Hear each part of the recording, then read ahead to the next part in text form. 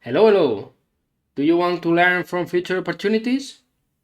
Here today, we're going to know which biotech stocks performed worst on the Nasdaq this week, why they fell, and learn from it for future opportunities. Hop in, and let's start the taxi! Today, we begin our journey at the Roman Wall of Lugo, one of the best preserved in Europe. I'm not sure if the biotech companies we'll discuss here will last as long as this 1,700 years old wall. If you like me to visit your city, let me know in the comments. This is Taxi Biotech, a show to learn about news and updates in the world of biotechnology and understand its impact on the stock market. The stock data I show here is a symptom of how companies or the clinical trials are progressing and does not constitute any investment advice. This is pure entertainment. Okay, let's take a look at the 3 worst biotech stock of the week. Immunoprecise antibodies with a 38% drop, ELAB Labs with a 71 drop, and ESA Pharma with a 74 drop. We are going to analyze why these declines happen and draw conclusions to help avoid such loss in the future. Okay, ESA Pharma, look at that crash from $5 to 1.40. In this case, there is no mystery. They issued a press release stating that they are prematurely ending their phase 2 clinical trial for failing to meet primary endpoints. They also conclude other trials with that molecule in combination with others and withdraw permissions that had been requested in other locations to start clinical trials. They say they're exploring new strategic options to keep moving forward. I've highlighted in yellow here the programs in their pipeline that are closing, leaving them with only preclinical programs. Currently, in pre-market, it's up 10%. There might be some speculation because in June they had 100 million, more approximately, in cash and spent only about 30 millions per year. Every link's in the comment below. So it's possible to think they have enough money to continue, or that the company is really worth more since its market value is only 1.1 million. Scientifically, its viability is in question, but its financials number might give they a second chance. I'll follow these stocks on Twitter to see if we can learn anything from future movements with similar companies. Okay, move on. ELAB Labs, which had already been falling in previous weeks from 30 cents to 2 cents, and now in pre-market minus 22%. My god.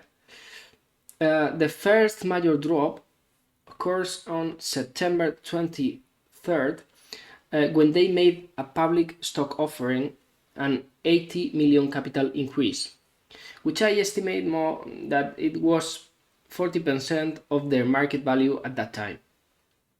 The second major drop occurred right before they offered to swap 15 million of their shares, that they are 30% of their total shares, for preferred shares in a new Series B.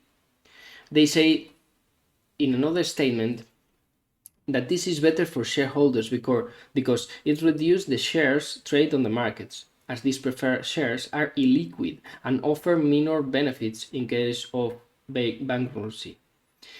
If they do remove many shares from circulation, the float will be small, although I don't think it will be small enough to create a speculative rise of 10x like we saw within last week of top stocks report. Although that depends on how many shares are taken out of circulation, of course. Still, they have something going for them, as they have products in the market generating some revenue, although they spend double the revenue that they have. In any case, the stock is already dropping again before the market open, so it's not a good indication for this company. Okay, and lastly, immunoprecise antibodies, with a negative trend for months. This is a company that generates and develops antibodies, claiming to use an intelligent artificial intelligence powered system. They work with other companies.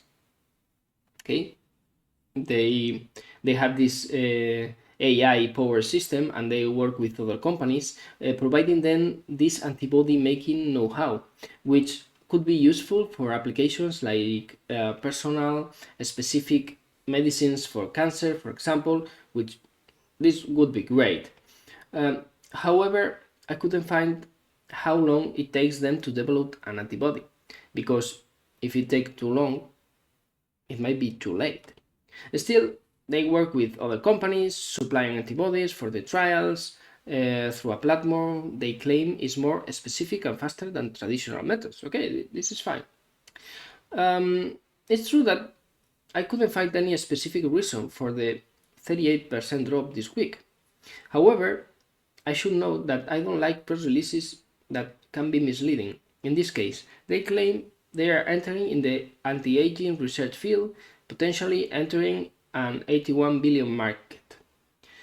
Okay, sure, the market could be huge, but the slice that this company would get is small.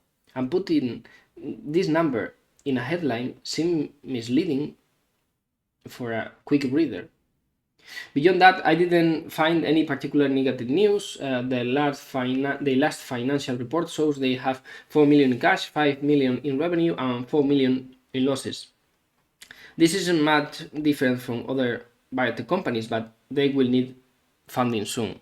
And you know what happens when a biotech company needs funding, you.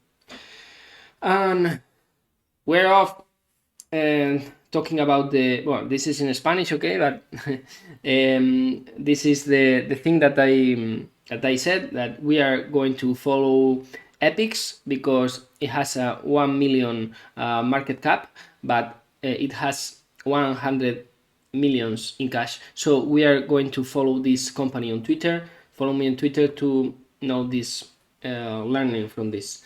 And we're off from the end of the world in Finisterre, the westernmost point of Europe, where 600 years ago nothing else was known beyond this, much like the biotechs we discussed. See you next time.